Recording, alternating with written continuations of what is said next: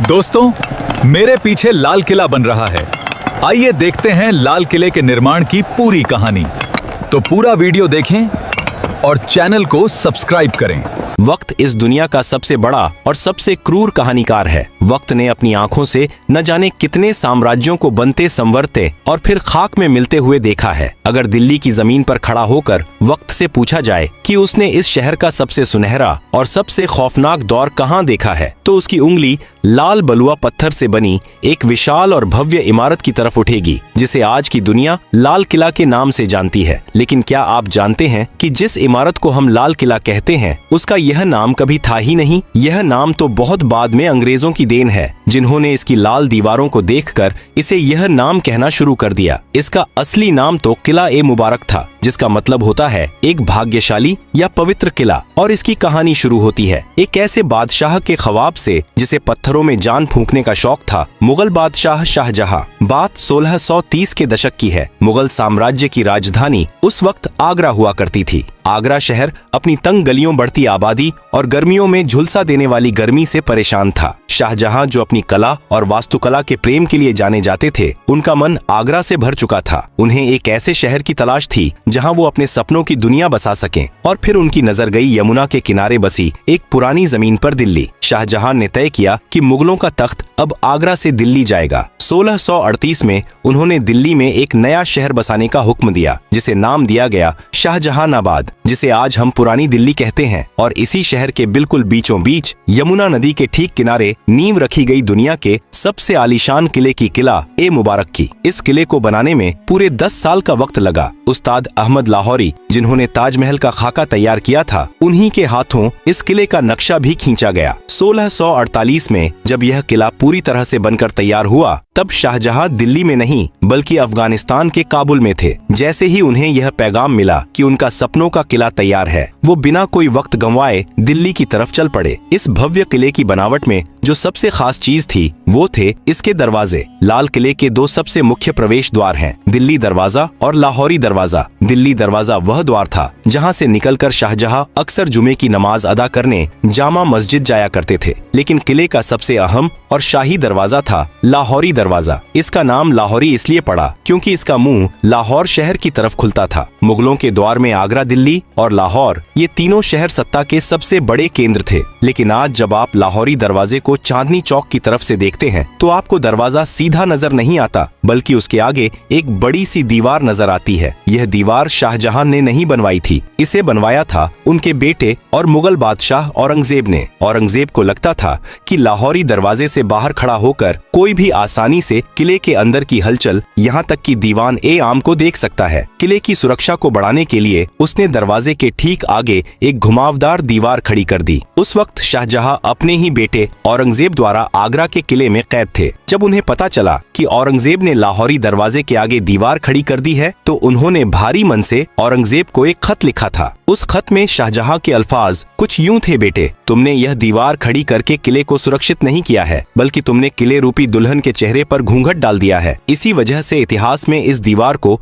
घूंघट वाली दीवार भी कहा जाता है। विडंबना देखिए, जिस दीवार को एक मुगल बादशाह ने सुरक्षा के लिए बनवाया था, उसी दीवार की प्राचीर से आजादी के बाद 15 अगस्त 1947 को आजाद भारत के पहले प्रधानमंत्री पंडित जवाहरलाल नेहरू ने पहली बार तिरंगा फहराया था। जैसे ही आप लाहौरी दरवाजे से किले के अंदर कदम रखते हैं, आपके सामने मुगलों का एक अलग ही संसार खुल जाता है। अंदर जाते ही जो सबसे पहली जगह आती है, वह है छत्ता बाजार, जिसे मीना बाजार भी कहा जाता है। शाहजहां ने यह बाजार खास तौर पर अपनी बेगमों और शाही परिवार की औरतों के लिए बनवाया था। अरब, फारस और तुर्की से बड़े बड़े व्यापारी यहाँ रेशम, कीमती पत्थर, इत्र और जेवरात लेकर आते थे। यह छत से ढका हुआ एक ऐसा अद्भुत बाजार था जो आज भी 350 सालों बाद अपनी उसी जगह पर मौजूद है जहां आज सैलानी अपनी यादों के लिए सामान खरीदते हैं। छत्ता बाजार की रंगीनियों को पार करते ही आप एक खुली जगह पर आते हैं और आपके सामने खड़ी होती है एक और शानदार लाल इमारत, नौबत खाना। नौबत खाना यानी वह जगह जहां शाही शहनाई और नगाड़े बजते थे। दिन में 5 बार यहां अलग अलग धुनों में नौबत बजाई जाती थी, जो शहर के लोगों को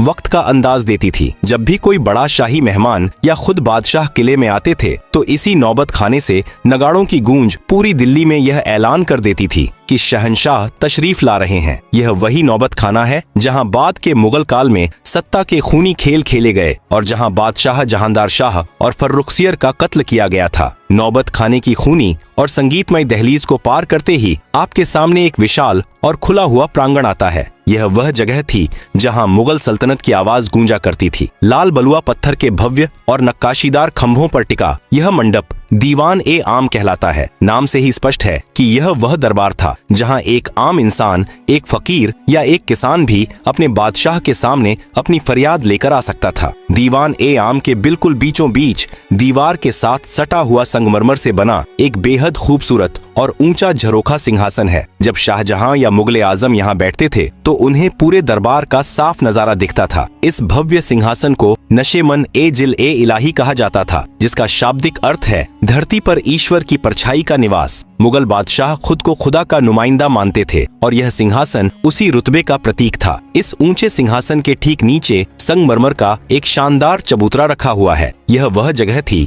जहां वजीर ए आजम प्रधानमंत्री खड़े होकर आवाम की अर्जियां जोर जोर से पढ़ते थे और बादशाह सलामत ऊपर बैठकर अपना फैसला सुनाते थे। लेकिन दीवान ए आम के इस सिंहासन की सबसे अद्भुत चीज है इसके पीछे की दीवार। अगर आप कभी करीब से गौर करें तो इस काले संगमरमर की दीवार पर रंग बिरंगे कीमती पत्थरों को तराशकर बनाई गई एक ऐसी चित्रकारी है जिसकी मिसाल उस दौर में पूरी दुनिया में नहीं मिलती थी। पत्थरों के अंदर पत्थर जड़ने की इस नायाब कला को परचिनकारी कहा जाता है। इस बेमिसाल नक्काशी को एक मशहूर विदेशी कलाकार ने अपने हाथों से उकेरा था। इस दीवार पर पक्षियों, फूलों और यूनानी देवता की आकृतियां इतनी सजीव हैं कि लगता है जैसे पत्थर अब भी बोल पड़ेंगे। दीवान ए आम की इस आम दुनिया से निकलकर जब हम किले के और अंदरूनी हिस्सों की तरफ बढ़ते हैं तो वास्तुकला पूरी तरह बदल जाती है। लाल पत्थरों की जगह अब सफेद चमकता हुआ संगमरमर ले लेता है। यह मुगल साम्राज्य का सबसे सुरक्षित और खास इलाका था। दीवान ए खास, जैसा कि नाम से ही जाहिर है, यह बादशाह का वह निजी और शाही दरबार था जहां आवाम को आने की इजाजत नहीं थी। यहाँ केवल बादशाह के सबसे खास मंत्री, अमीर उमरा, रणनीतिकार, सेनापति और विदेशी मेहमान ही कदम रख सकते थे। दीवान ए खास की भव्यता का अंदाज आप इस बात से लगा सकते हैं कि किसी जमाने में इस पूरे महल की छत लकड़ी या पत्थर की नहीं बल्कि ठोस चांदी की बनी हुई थी। इसकी सफेद संगमरमर की दीवारों पर सोने का पानी चढ़ा था और फूल पत्तियों की बनावट में असली माणिक, नीलम पन्ना और पुखराज जैसे बेशकीमती रत्न जड़े थे। आज वहाँ दीवारों पर केवल वो खाली निशान और गड्ढे बचे हैं जिन्हें बाद में लुटेरों ने खुरच कर निकाल लिया था। इसी दीवान ए खास के बिल्कुल बीचों बीच रखा जाता था दुनिया का सबसे महंगा, सबसे आलीशान और सबसे चर्चित सिंहासन, तख्त ए ताऊस, जिसे दुनिया मयूर सिंहासन के नाम से जानती है। यह सिर्फ बैठने की जगह नहीं थी, यह मुगलों की अकूत दौलत का सबसे बड़ा सबूत था। शुद्ध सोने, चांदी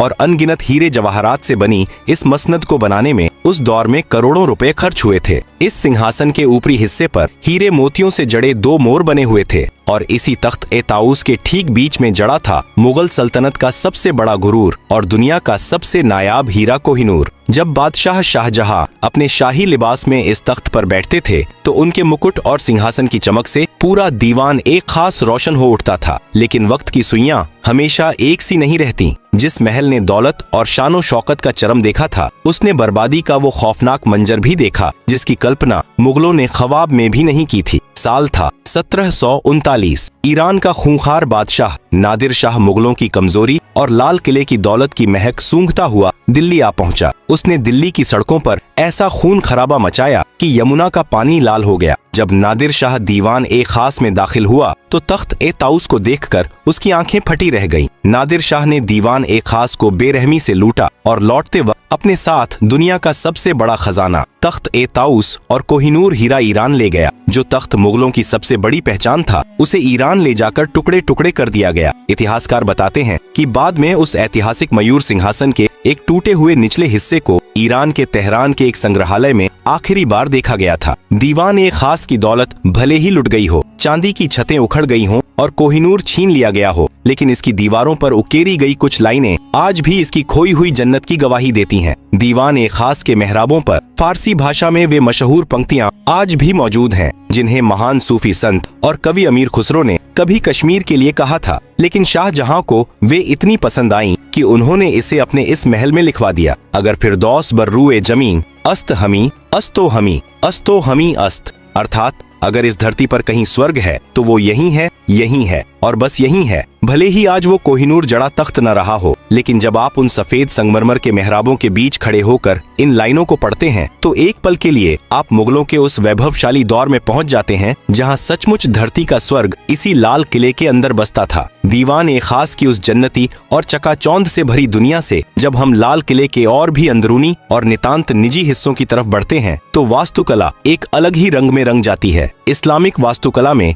जन्नत का तस्वुर बिना बहते हुए पानी और बगीचों के अधूरा माना जाता है। शाहजहां जो बेहतरीन काम के मुरीद थे, उन्होंने अपनी इस दिल्ली की जन्नत में जान फूंकने के लिए एक ऐसी नहर का निर्माण करवाया जो लाल किले के महलों के ठीक बीचों बीच से होकर गुजरती थी। इसे नाम दिया गया नहर ए बहिश्त यानी स्वर्ग की नहर। यह कोई आम पानी की नाली नहीं थी। यमुना नदी के पानी को एक खास तकनीक से लाल किले के अंदर लाया गया था। यह नहर ए बहिश्त संगमरमर से बने महलों के फर्श के बीच से खूबसूरत फव्वारों और फूलों की क्यारियों को चूमते हुए गुजरती थी। दिल्ली की झुलसा देने वाली गर्मियों में जब यह ठंडा पानी महलों के अंदर बहता था तो पूरे महल की आबो हवा वातानुकूलित हो जाती थी। पानी के बहने की वह मधुर कलकल आवाज और फव्वारों से उठती खुशबू महलों के अंदर मानो जादू कर देती थी। नहर ए बहिश्त का पानी सबसे पहले जिस शानदार महल से होकर गुजरता था वो था मुगल हरम का सबसे रंगीन और खूबसूरत हिस्सा रंग महल। नाम के ही अनुरूप यह रंगों का महल शाहजहां ने अपनी खास बेगमों, शहजादियों और शाही परिवार की औरतों के लिए बनवाया था। इस महल के बीचों बीच संगमरमर का एक बेहद खूबसूरत कमल के आकार का फव्वारा था जिसमें जब नहर ए बहिश्त का पानी गिरता था तो वह किसी खिले हुए फूल सा लगता था। रंग महल की छतों और दीवारों पर शीशे और बेशकीमती पत्थर इस तरह जड़े गए थे कि रात के वक्त जब यहाँ मोमबत्तियां जलाई जाती थीं तो पूरा महल तारों भरे आसमान की तरह झिलमिला उठता था। लेकिन वक्त का सितम देखिए, जिस रंग महल में कभी मुगल शहजादियों की पायलों की झंकार गूंजती थी और इत्र की महक हवाओं में तैरती थी, 1857 के गदर के बाद जब अंग्रेजों ने लाल किले पर कब्जा किया तो उन्होंने इस नायाब महल को अपनी सेना की रसोई में तब्दील कर दिया। उन क्रूर सैनिकों ने दीवारों पर जड़े सारे कीमती पत्थर और शीशे खुरच कर निकाल लिए और उस जन्नती महल की दीवारों को धुएं से काला कर दिया। रंग महल के ठीक बगल में एक और शानदार इमारत खड़ी है जिसका नाम है मुमताज महल। शाहजहां ने इस महल का नाम अपनी सबसे महबूब बेगम मुमताज महल की याद में रखा था, जिनकी मौत इस किले के बनने से कई साल पहले ही हो चुकी थी। मुमताज महल भी शाही औरतों का ही निवास स्थान था। यहाँ की निजता इतनी सख्त थी कि मुगल बादशाह और कुछ खास शहजादों के अलावा परिंदा भी यहाँ पर नहीं मार सकता था। लेकिन इस महल की तकदीर में भी एक गहरा दर्द लिखा था। जिस महल को प्यार की निशानी के तौर पर बनाया गया था, अंग्रेजों ने उसे ही एक खौफनाक कारागार में बदल दिया था। आजादी की लड़ाई में न जाने कितने ही क्रांतिकारियों ने इन संगमरमर की दीवारों के पीछे बेड़ियां पहनी थीं। शाही औरतों के इन महलों के पास ही मुगल बादशाह का अपना सबसे निजी और खास महल था जिसे खास महल कहा जाता था। यह शाहजहां का अपना निजी महल था जिसके 3 मुख्य हिस्से थे। पहला था तस्बीह खाना, जहां बैठकर बादशाह अपने खुदा की इबादत करते थे, तस्बीह माला पढ़ते थे। दूसरा कमरा था ख्वाबगाह यानी सपनों का घर, जो मुगल बादशाह का निजी शयन कक्ष था। और तीसरा हिस्सा था बड़ी बैठक, जहां बादशाह अपनी फुर्सत की घड़ियों में आराम फरमाते थे और अपने सबसे करीबियों के साथ वक्त बिताते थे। इमारतों की इन भूल भुलैया से निकलकर जब आप किले के उत्तरी हिस्से में जाते हैं तो वहाँ मुगलों का एक विशाल और जन्नत नशीन बगीचा हुआ करता था जिसे हयात बख्श बाग कहा जाता था। फारसी में हयात बख्श का मतलब होता है जिंदगी देने वाला बाग। आज भले ही वहाँ सिर्फ घास के खाली मैदान बचे हैं, लेकिन एक दौर था जब यहाँ रंग बिरंगे और खुशबूदार फूलों के गलीचे बिछे रहते थे और बीच बीच में फव्वारे नाचते थे। इसी हयात बख्श बाग के दोनों सिरों पर 2 बिल्कुल एक जैसी दिखने वाली संगमरमर की इमारतें मंडप आमने सामने खड़ी हैं। लाल किले के पूरे इतिहास में इन 2 इमारतों का नाम सबसे अनोखा है। मुगल दौर में जहां हर इमारत का नाम फारसी भाषा में रखा गया था, जैसे दीवान ए आम नौबत खाना, वहीं इन 2 इमारतों का नाम शुद्ध हिंदी या हिंदुस्तानी महीनों के नाम पर रखा गया, सावन और भादो। क्या आप जानते हैं कि इनका यह नाम क्यों पड़ा? मुगलों को बारिश के मौसम से बेइंतहा मोहब्बत थी। सावन और भादो मानसून के वो 2 महीने हैं जब भारत में झमाझम बारिश होती है। इन दोनों मंडपों के अंदर एक ऐसा जादुई जल प्रणाली बनाया गया था कि जब नहर का पानी छत से होकर नीचे गिरता था तो ऐसा लगता था मानो सावन और भादों की मूसलाधार बारिश हो रही हो। जब असली बारिश नहीं होती थी तब भी शाही परिवार के लोग सावन और भादो मंडप में बैठकर कृत्रिम बारिश का लुत्फ उठाते हुए जन्नत का एहसास करते थे। सावन और भादों के उन हसीन और रोमानी मंडपों से जब हम आगे बढ़ते हैं तो लाल किले की दास्तान अपने सबसे दर्दनाक और आखिरी पड़ाव पर पहुंच जाती है। हयात बख्श बाग के ही पास पानी के एक छोटे से तालाब के बीचों बीच लाल बलुआ पत्थर से बना एक छोटा सा महल खड़ी है जफर महल। यह कोई आम इमारत नहीं है, यह मुगल सल्तनत के बुझते हुए चिराग की आखिरी लौ थी। इस महल को मुगलों के आखिरी बादशाह बहादुर शाह जफर ने साल 1842 में बनवाया था। लाल किले के लगभग 200 सालों के निर्माण इतिहास में यह किसी भी मुगल बादशाह द्वारा बनवाई गई आखिरी इमारत थी। इसके बाद मुगलों के पास न तो इतना पैसा बचा था और न ही इतनी ताकत कि वो पत्थरों में अपनी दास्तान लिखवा सके। किले के पिछले हिस्से में एक ऐसा रहस्यमयी और खुफिया दरवाजा भी मौजूद था जिसके बारे में बहुत कम लोग जानते हैं। इसे यमुना दरवाजा कहा जाता था। यह दरवाजा सीधा यमुना नदी की उफनती लहरों की तरफ खुलता था। इसी खुफिया दरवाजे से लगकर मुगल बादशाह की शाही और भव्य नाव खड़ी रहती थी। जब भी शहंशाह को दिल्ली की भीड़ भाड़ से दूर आगरा या लाहौर के सफर पर निकलना होता था तो वो हाथी घोड़ों की बजाय इसी दरवाजे से अपनी शाही नाव पर सवार होकर पानी के रास्ते निकल जाया करते थे। लाल किले की विशाल प्राचीर से सटा हुआ ही एक और बेहद प्राचीन और खुरदुरा किला मौजूद है जिसे सलीमगढ़ का किला कहा जाता है। यह किला लाल किले से भी पुराना है। इसे शेर शाह सूरी के बेटे सलीम शाह सूरी ने 1546 में बनवाया था। मुगलों ने यमुना नदी के ऊपर एक पुल बनवाकर अपने लाल किले को इस पुराने सलीमगढ़ के किले से जोड़ा दिया था। लेकिन वक्त का पहिया हमेशा मुगलों के हक में नहीं घूमा। 1857 की आजादी की पहली महान बगावत ने लाल किले की तकदीर और तस्वीर दोनों को हमेशा के लिए बदल कर रख दिया। जब अंग्रेजों ने आखिरकार दिल्ली और इस किले पर कब्जा किया तो उन्होंने इसकी मुगल रूह को ही छलनी कर दिया। लाल किले के अंदर एक बेहद खूबसूरत और तिलिस्मी बाग हुआ करता था, महताब बाग, जिसका मतलब होता है चांदनी रात का बगीचा। अंग्रेजों ने अपनी नफरत में इस हसीन बगीचे को बेरहमी से उजाड़ दिया। फूलों और फव्वारों की जगह उन्होंने अपनी फौज के रहने के लिए भद्दी लाल ईंटों वाली नीरस इमारतें खड़ी कर दी। इन इमारतों को सैनिक कक्ष कहा जाता है। आज जब आप लाल किले में मुगल वास्तुकला की बारीक और रेशमी नक्काशी के ठीक सामने अंग्रेजों की बनाई इन चौकोर अंग्रेजी वास्तुकला की इमारतों को देखते हैं तो दोनों के बीच का अंतर चीख चीख कर मुगलों के पतन और अंग्रेजों के जुल्म की गवाही देता है। अंग्रेजों ने लाल किले के लगभग 80% शाही महलों और बगीचों को नष्ट कर दिया था, लेकिन लाल किले के इतिहास का सबसे स्याह और रुला देने वाला दिन वह था जब इसी किले के अंदर, जहां कभी मुगल बादशाहों का एक इशारा पूरी दुनिया का कानून हुआ करता था, वहीं भारत के आखिरी बादशाह बहादुर शाह जफर को एक मुजरिम की तरह खड़ा किया गया। अंग्रेजों ने उन पर 1857 की क्रांति का सरगना होने का मुकदमा चलाया। विडंबना देखिए, जिस दीवान खास पर बैठकर उनके पुरखे शाहजहां और औरंगजेब दुनिया भर के बादशाहों का इस्तकबाल करते थे, उसी महल में 82 साल के बूढ़े जफर को उनके ही वतन में देशद्रोही करार दे दिया गया। सजा के तौर पर अंग्रेजों ने इस बूढ़े बादशाह को काले पानी की सजा देकर हिंदुस्तान से निकाल दिया और पड़ोसी देश के रंगून शहर में कैद कर दिया। एक बादशाह जिसके पुरखों ने इस महान देश पर सदियों तक राज किया, उसे अपनी आखिरी सांसें एक अनजान देश की सीलन भरी कोठरी में लेनी पड़ी। रंगून की उसी कैद में अपनी मौत का इंतजार करते हुए जब शायर बहादुर शाह जफर की आंखों के सामने दिल्ली और लाल किले का अक्स उभरा तो उनके आंसू छलक पड़े। उन्होंने अपनी आखिरी गजल में अपने टूटे हुए दिल का दर्द इन अमर पंक्तियों में पिरो दिया। कितना है बदनसीब जफर दफन के लिए, 2 गज जमीन भी न मिली को। ए यार में, यानी ए जफर तू कितना बदनसीब है कि तुझे मरने के बाद दफनाने के लिए अपने महबूब वतन की मिट्टी में 2 गज जमीन भी नसीब नहीं हुई। यह लाल किला सिर्फ ईंट गाड़े और लाल पत्थरों से बनी कोई बेजान इमारत नहीं है। अगर इस किले ने मुगल सल्तनत के उस चमकते हुए सूरज को आसमान की बुलंदियों को छूते देखा है तो इसने उसी सूरज को अपनी ही आंखों के सामने बेबस होकर डूबते हुए भी देखा है। सत्ता के खूनी संघर्षों से लेकर नादिर शाह की लूट और आजादी की लड़ाई तक लाल किला न जाने कितने तूफानों का इकलौता और खामोश गवाह है। इसके इसी ऐतिहासिक और सांस्कृतिक महत्व को पूरी दुनिया के सामने झुककर सलाम करने के लिए साल 2007 में अंतर्राष्ट्रीय धरोहर संस्था ने इसे विश्व धरोहर स्थल घोषित कर दिया। आज जब हम 15 अगस्त को इस किले की प्राचीर पर आजाद भारत का तिरंगा शान से लहराते हुए देखते हैं तो उन लाल दीवारों में दफन इतिहास की अनगिनत कहानियां खामोशी से हमें देख रही होती हैं और मानो कह रही होती हैं, वक्त से बड़ा कोई शहंशाह नहीं होता।